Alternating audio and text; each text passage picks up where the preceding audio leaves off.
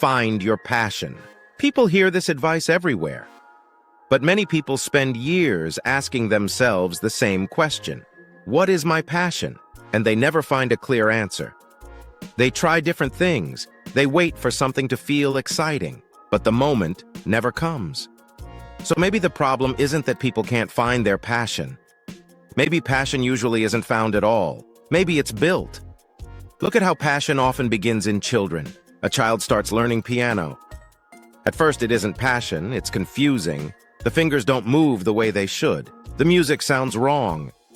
Many children even want to quit, but something interesting happens after a few weeks. One day, the notes start sounding right. The child realizes something. Wait, I can actually play this. That moment changes everything. Now the child wants to try another song, then another. What began as effort slowly becomes enjoyment, and eventually curiosity starts to feel like passion.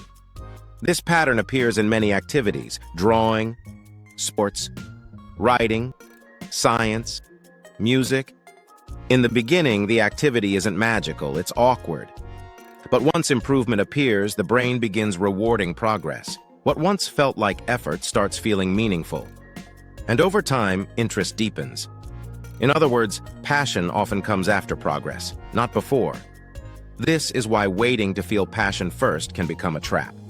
Many people believe they must discover passion before committing effort, but the mind often works in the opposite direction. Tension creates familiarity. Familiarity allows improvement. Improvement creates attachment.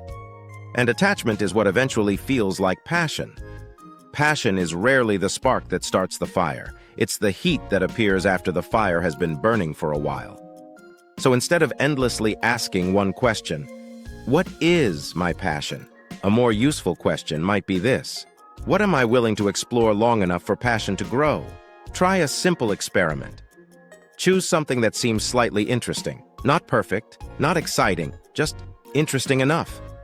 Now give it real attention for a while. Practice it, study it, improve one small thing at a time. If the brain begins seeing progress, motivation often follows. Because passion isn't always the starting point. Very often, it's the result. Maybe passion isn't something people need to search for. Maybe it's something that grows where attention and effort are allowed to stay. And sometimes the real difference between people who find passion and people who never do is simply this: some people keep building long enough for passion to appear.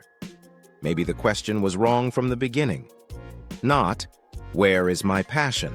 But, what am I willing to build even before passion exists? If exploring how the human mind works interests you, consider subscribing to the Mind Paths. There are many more questions still waiting to be explored.